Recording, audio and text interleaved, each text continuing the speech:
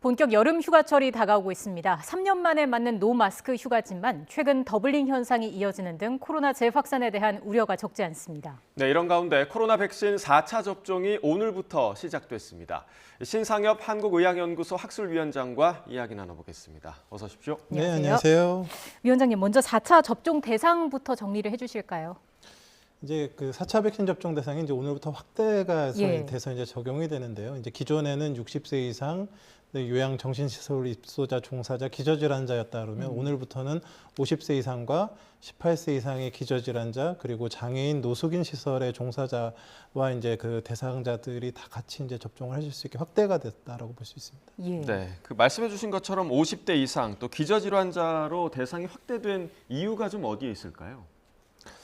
이제 일단 지금 이 정부의 방역 정책이 이제 크게 이제 두 가지 방향이 있을 수 있는데 하나는 이제 확진자 전체 규모를 줄이는 거랑 또 하나는 이제 피해 최소화, 그러니까 위중증이랑 사망을 줄이는 데 이제 초점을 맞출 수가 있는데요.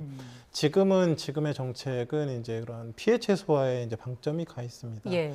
근데 그러면 이 피해 최소화를 위해서 이제 사회적 거리두기와 백신 접종 이 두 가지를 가지고 컨트롤을 해야 되는데 일단 사회적 거리두기는 이제 국민 참여형으로 두고 이 백신 접종을 가지고 이제 뭔가 시도를 해야 되는 상황인데요. 이게 지금 지금 우리가 갖고 있는 백신이 사실은 지금 유행하고 있는 오미크론, 그 스텔스 오미크론이나 이제 앞으로 유행할 BA.5, BA.5에는 잘 그 감염 예방 효과가 많이 떨어집니다. 예. 그런데 다행히 우리가 갖고 있는 지금 이 백신이 감염 예방 효과는 떨어지지만 4차 백신 접종을 했을 때의 그 고위험군들, 그러니까 위중증이나 사망으로 진행할 수 있는 군들에 한해서는 그런 위중증이나 사망을 절반 이상 줄여주는 그런 효과가 지금 있다고 알려져 있거든요. 예. 그래서 전 국민 백신 접종은 이제 감염 예방 효과, 전체 그 유행 규모 감소를 위해서 하는 거라 그러면 지금의 정책은 그게 아니고 그 고위험군들, 그러니까 위중증이나 사망으로 갈 수 있는 대상자들을 대상으로 이제 그 업데이트된 백신, 이제 전 국민 대상 백신 접종이 가능할 만한 백신은 지금 겨울에나 이제 나올 예정이기 때문에 예. 지금 이렇게 더블링이 일어나는 상황에서 이런 고위험군 보호 목적을 위한 그런 백신 접종을 대상을 확대한 거거든요. 그래서 실제로 지금 50세 미만의 기저질환자 아닌 분들은 접종을 하고 싶어도 못 받습니다. 예. 그래서 접종 대상을 고위험군들이 충분히 받을 수 있게 늘려준 거라고 이제 볼 수 있겠습니다. 피해를 좀 최소화할 수 있으면 좋겠는데 3차 접종을 하고 나서 얼마나 지나야 4차 접종을 할 수 있는 건가요? 이제 두 가지 조건이 있습니다. 이제 하나는 이제 3차 백신 접종 후에 4개월이 지난 분, 예. 또 하나는 이제 3차 백신 접종을 했더라도 그 확진되신 분들이 있거든요. 오미크론에.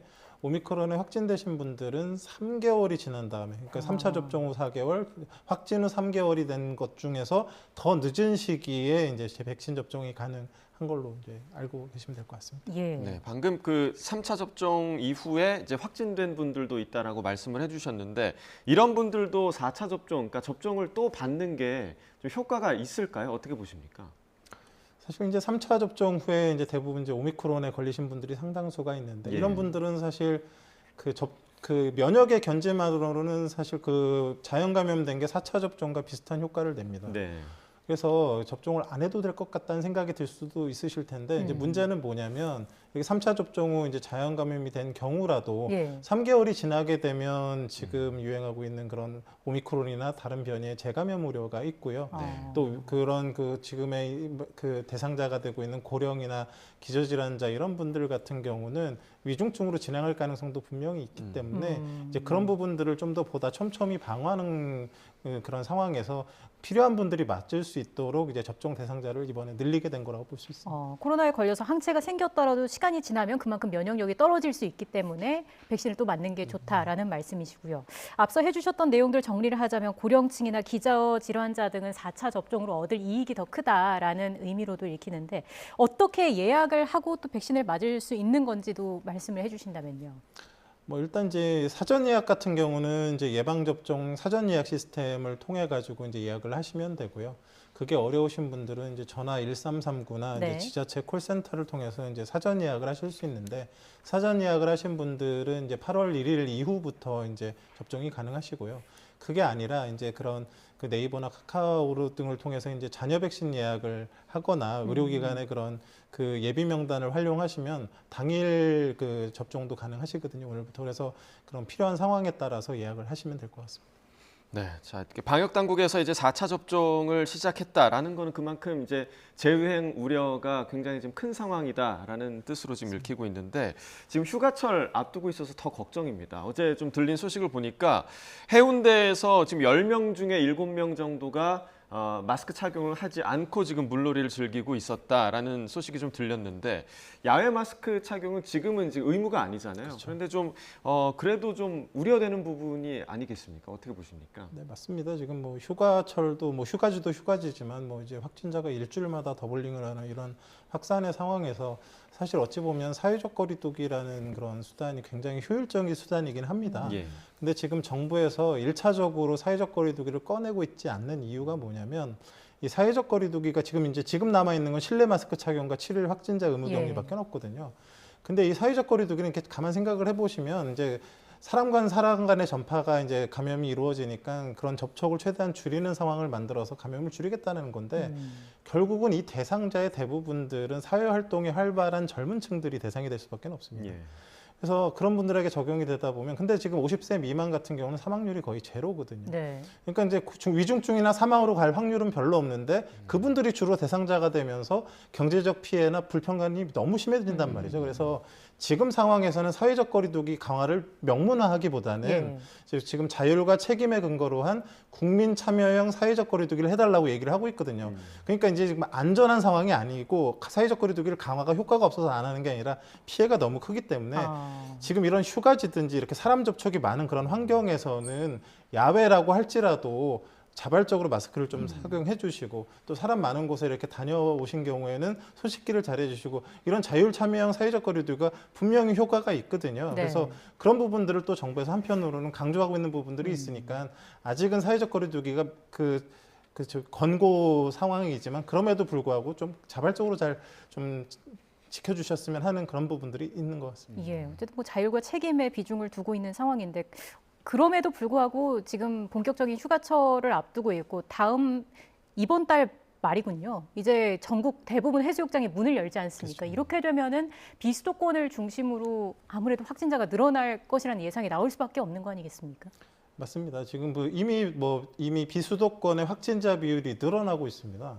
결국은 이제 확진자가 이동하는 곳에 유행이 생기는 거거든요. 예. 근데 지금 기존에는 뭐 통제가 되던 수는 대부분 수도권에서 이제 확진자가 발생을 했었는데 최근에 비수도권 비율이 늘고 있고 결국 이제 수도권에서 휴가 가는 분들이 많아지게 되면 지방 광역시나 휴가지 중심으로 당연히 이제 확진자가 비율이 늘어나면서 유행이 나타날 수밖에 없거든요. 네. 그렇기 때문에 지금 이제 비수도권은 비수도권 나름의 상황에 맞춰서 대응을 해야 되는 방역 조치가 필요할 거라고 생각을 합니다. 네, 말씀해주신 것처럼 뭐 휴가 때문에 이제 지자체에서 좀 고민이 많아질 것 같아요. 지자체에서는 좀 어떤 방역 대책을 내놔야 할까요?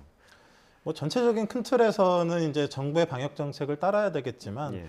뭐 이제 예전에 뭐 기억을 해보시면 뭐 휴가지나 뭐 이런 고속도로 같은데 임시 선별 진료소를 만들어서 증상자들이 검사 접근성을 높여주는 그런 방안이 있을 수가 있을 것 같고요.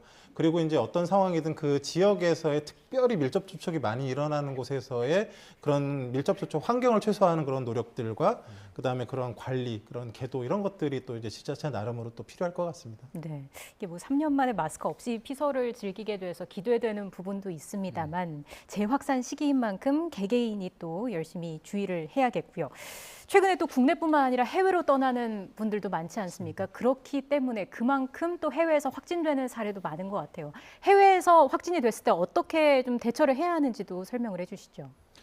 지금 각 나라마다 그 확진자에 대한 진단과 치료 시스템이 너무 많이 다릅니다. 그래서 일단은 떠나기 전에 가능하다 그러면 그런 것들을 미리 좀 살펴보시는 게 이제 좋을 것 같고요. 예. 뭐 영국이나 이탈리아 이런 나라들은 격리 치료 이런 비용들을 다 그 나라에서 부담을 하기 때문에 크게 부담이 없겠지만 그렇지 않은 나라들도 있거든요. 그래서 미리 이제 충분한 여행자 보험이나 이런 것들도 이렇게 잘 챙겨서 들어주시는 게 필요할 것 같고요.